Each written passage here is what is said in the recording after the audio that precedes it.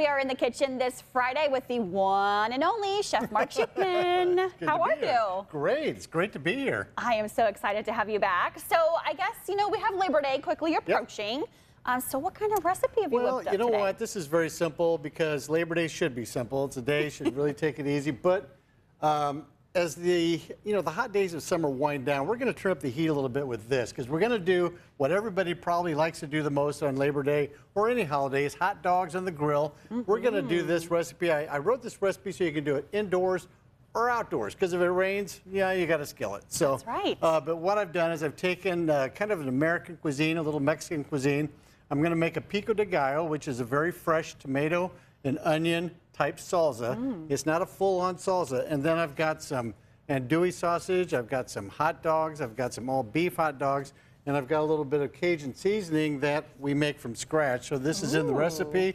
It's got some thyme, oregano, it's got chili powder, it's got garlic powder, salt, pepper. It's pretty good, and it goes just like this. We're going to take a hot skillet, and you want it to be like a medium heat, hot heat.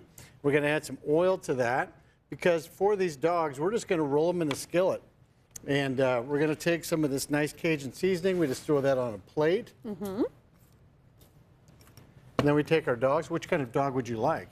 We'll just have a hot dog. A hot dog it is. Keep it simple. Okay. And we're just going to roll those in the seasoning just like this. And then we're going to put those into a hot skillet. Now, the secret to the hot skillet is you just get it in the oil.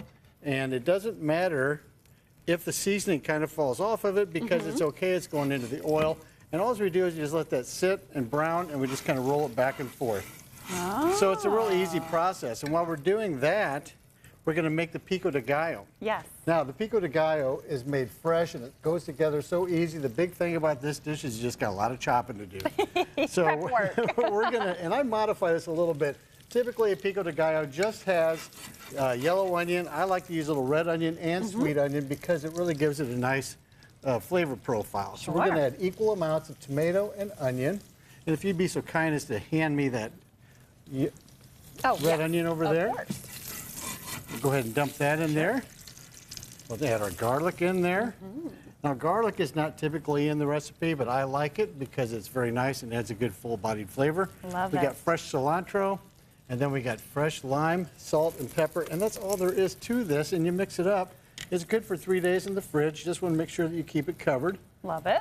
But and as you make it, every time that it sits in the fridge for like a day or so, it will lose acidity, so you might want to add a little bit more lime juice to it. Gotcha. You can use the lime juice that comes in the little fake limes or the lime bottle. I prefer the fresh limes. The real deal. So you put those in there just like that. Smells wonderful. It does smell wonderful, and you just mix that up. And it's very colorful. Again, this is not like a full-on salsa. You're not adding the peppers to it or anything like that. And when I cut the tomatoes, you can do it two ways. You can just chop them up. You want everything to be chopped fine, or you can cut the insides and the seeds out and then put those in with just the flesh. That's perfect. Now, will the flesh give you a little bit more taste, too? It does. It intensifies and it doesn't release all that moisture. So when you cut the inside of the tomato out, you take away a lot of that moisture. Yeah. When you add the salt, however, to it, it'll release the moisture in the tomatoes, too. So you will have some, but not as much. It almost turns into kind of soupy. A lot of people use Roma tomatoes. These are garden tomatoes out of the garden, and the jalapenos we're going to put in it are out of the garden. As you can see how nice and green they are.